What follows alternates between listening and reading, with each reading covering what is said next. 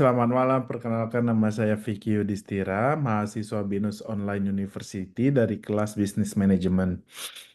Pada video ini saya akan membahas kontribusi individu dalam mendukung energi terbarukan yang berkaitan dengan Sustainable Development Goals atau SDG nomor 7, yaitu energi bersih dan terjangkau. Topik ini penting karena energi dibutuhkan dalam hampir seluruh kegiatan sehari-hari, namun penggunaan energi yang tidak bijak dan ketergantungan terhadap bahan bakar fosil dapat menimbulkan dampak bagi lingkungan. Karena itu, kita perlu memahami tindakan sederhana yang dapat dilakukan oleh masyarakat. Hari ini sudah hadir bersama saya, Mbak Nur Ain, seorang pekerja kantoran yang bekerja di agensi sosial media di Tangerang, lebih tepatnya di BSD. Terima kasih sudah menjadi narasumber pada malam ini. Sama-sama Mas, terima kasih juga karena udah mengundang saya.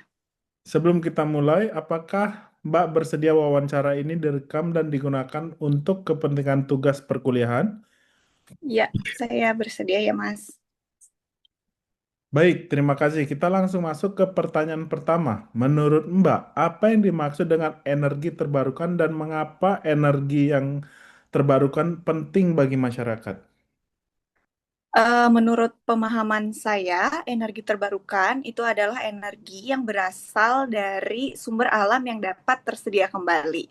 Misalnya seperti energi matahari, air, angin, panas bumi, dan biomasa. Nah, energi ini penting karena dapat mengurangi ketergantungan terhadap bahan bakar fosil dan membantu mengurangi pencemaran lingkungan.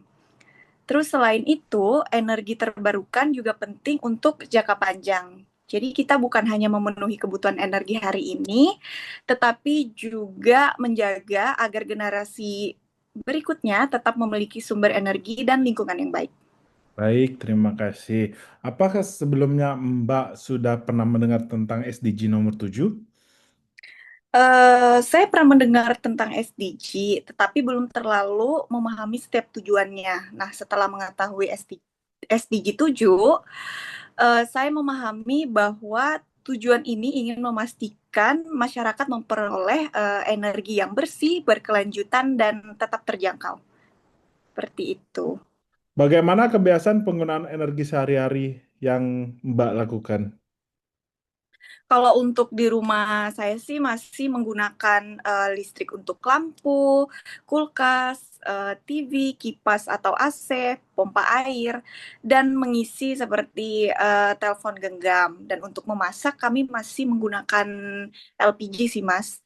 Terus kami juga sudah menghemat energi dengan mematikan lampu saat tidak digunakan, terus memanfaatkan cahaya matahari pada siang hari, terus mencabut charger dan membatasi penggunaan AC. Namun kebiasaan itu belum terlalu konsisten karena terkadang masih ada yang lupa sih, Mas. Ya, baik. Menurut Mbak, apakah tindakan sederhana seperti mematikan lampu benar-benar berdampak? Kalau menurut saya itu berdampak karena mungkin hasilnya itu terlihat kecil jika dilakukan hanya satu orang, namun jika dilakukan setiap hari oleh banyak keluarga, penggunaan energi dapat berkurang cukup besar seperti itu. Apa kendala yang Mbak rasakan dalam menggunakan energi yang lebih ramah lingkungan? Kendala utamanya adalah biaya di awal. Contohnya, pemasangan panel surya itu masih dianggap cukup mahal ya bagi sebagian masyarakat. Terus selain itu informasi mengenai biaya, perawatan, terus manfaat dan penyedia layanan yang terpercaya itu belum mudah dipahami oleh semua orang. Contohnya fasilitas energi terbarukan juga belum merata. Karena itu masyarakat cenderung memilih sumber energi yang sudah tersedia dan biasa digunakan. Oke, jadi hambatannya bukan hanya karena masyarakat tidak tertarik, tetapi juga berkaitan dengan biaya, informasi, dan fasilitas. Betul, betul Mas. Masyarakat membutuhkan pilihan yang mudah, aman, dan sesuai dengan kemampuan ekonomi mereka biasanya. Menurut Mbak, apakah kesadaran masyarakat tentang hemat energi sudah cukup baik? Menurut saya kesadarannya itu sudah mulai meningkat, tetapi belum merata. Sebagian orang menghemat listrik karena ingin mengurangi tagihan. Tapi hal itu tetap baik karena masyarakat juga perlu memahami bahwa hemat energi membantu menjaga lingkungan dan mengurangi penggunaan sumber daya. Oke, baik. Sebagai warga negara, kontribusi apa yang dapat dilakukan individu untuk mendukung energi bersih? Kontribusi itu dapat dimulai dari kebiasaan pribadi, seperti menggunakan listrik secara bijak, memilih perangkat yang hemat energi, merawat peralatan elektronik, dan tidak membiarkan perangkat menyala tanpa diperlukan. Kita juga dapat mengajak keluarga dan lingkungan sekitar untuk melakukan hal yang sama. Karena menurut saya, menjadi warga negara yang bertanggung jawab berarti ikut menjaga sumber daya dan lingkungan Indonesia, bukan hanya menaati aturan gitu. Setuju, saya setuju. Apakah hal tersebut dapat dikaitkan dengan nasionalisme? Bisa, nasionalisme itu tidak hanya diwujudkan melalui simbol, tetapi juga melalui kepedulian terhadap kekayaan alam dan masa depan Indonesia tentunya. Dengan mendukung energi terbarukan dan menghemat energi, kita juga ikut membantu ketahanan dan kemandirian energi negara. Menurut Mbak, apa yang perlu dilakukan pemerintah untuk meningkatkan penggunaan energi yang terbarukan? Pemerintah itu perlu memberikan edukasi yang mudah dipahami, memperluas fasilitas, dan membuat kebijakan yang konsisten. Jadi kayak bantuan atau intensif juga diperlukan agar teknologi energi bersih lebih terjangkau bagi masyarakat seperti itu. Namun pemerintah tidak dapat bekerja sendiri sih Mas, karena perusahaan, lembaga pendidikan, komunitas, dan masyarakat juga perlu bekerja sama. Seperti semangat bergotong royong itu sangat diperlukan karena persoalan energi menyangkut kepentingan bersama. Oke, baik.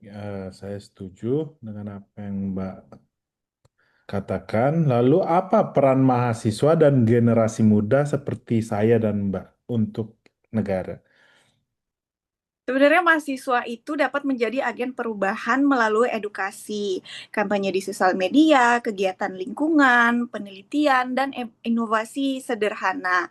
Nah, generasi muda juga harus memberikan contoh yang nyata dalam kehidupan sehari-hari, seperti itu. Sebagai bagian dan warga global, mahasiswa itu perlu peduli sih terhadap masalah energi dan perubahan iklim yang dampaknya dirasakan banyak negara.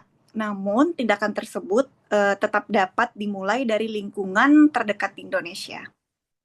Oke, sebagai pertanyaan terakhir, apa harapan atau saran dari Mbak untuk meningkatkan penggunaan energi bersih di Indonesia? Saya berharap energi terbarukan semakin mudah digunakan, tersedia di lebih banyak daerah, dan harganya semakin terjangkau. Edukasi juga sebaiknya diberikan melalui sekolah, kampus, atau lingkungan tempat tinggal, komunitas, maupun media sosial. Masyarakat jadi tidak perlu menunggu sampai mampu memasang panel surya untuk mulai berkontribusi, karena kita juga dapat memulai dengan mematikan lampu, mengatur penggunaan AC, mencabut perangkat yang tidak digunakan, serta memilih transportasi yang lebih efisien. Karena perubahan besar itu dapat dimulai dari kebiasaan kecil yang dilakukan secara konsisten. Baik, terima kasih. Pesan dari Mbak sangat jelas bahwa dukungan terhadap energi bersih dapat dimulai dari diri sendiri.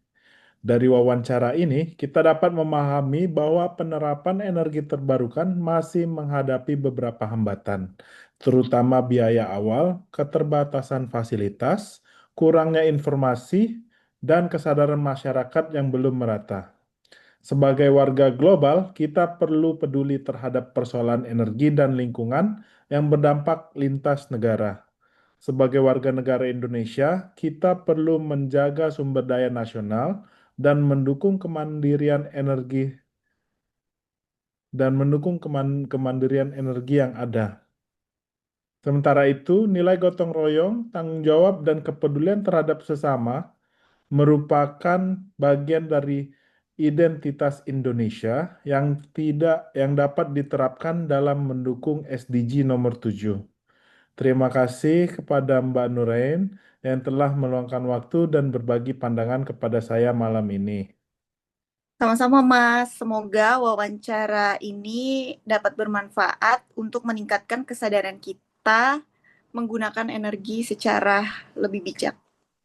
Terima kasih Mbak Nurain.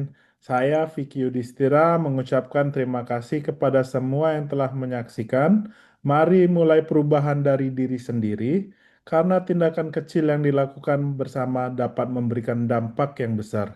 Sampai jumpa dan terima kasih. Salam sejahtera semuanya.